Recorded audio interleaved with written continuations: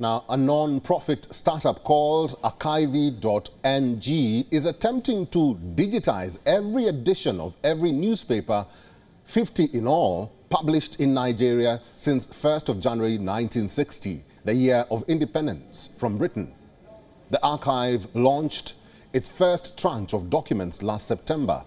Dozens of volunteers spent months scouring libraries and meeting with publishers to set copies of the old newspapers.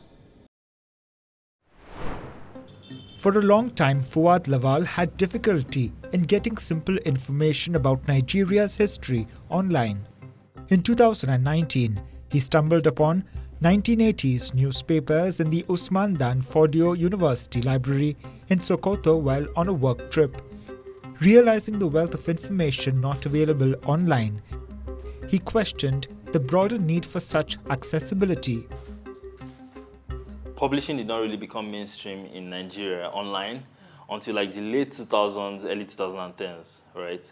And the people that were in print, the bulk of publishers did not do could not, for the most part, even afford the work of bringing all of their archives online. And so what we end up with is this massive repository of history that very few people have access to. And so the question became like, if I have this need, how many more people have this need?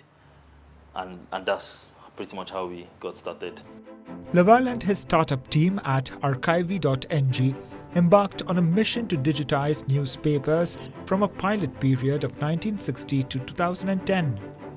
Within 6 weeks, they had located 97% of the papers.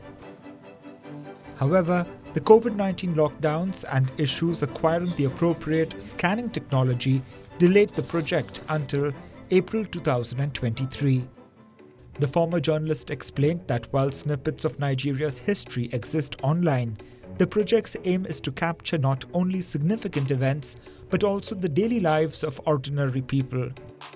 Documentation is very, very important because it helps preservation of information, especially lost information or not enough information that is there on the internet, because most of these things we are documenting, we can't find them in real details or in its originality. It is those little things, because whenever we think of history, we tend to think about big things, politics, leadership, but it's also the small things, like how did we date in the 70s, and what were we eating? When did jollof rice become mainstream, right? When did we start fighting over jollof rice? Definitely not the 60s, right?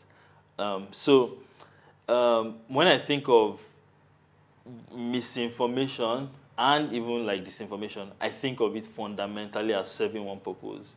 There is a massive information vacuum, and our archives are going to fill it up. Archivy.ng is in the process of cataloguing print material from over 30 publishers across Nigeria. This involves obtaining permission to digitize archives, sorting and scanning the papers, and passing them through a quality control process before uploading them to the cloud. After scanning 50,000 pages and over 120,000 stories, Archivy.ng went live last month for its pilot phase. The project, funded by donations, has raised over $30,000 to date. Bureau Report, WION, World is One.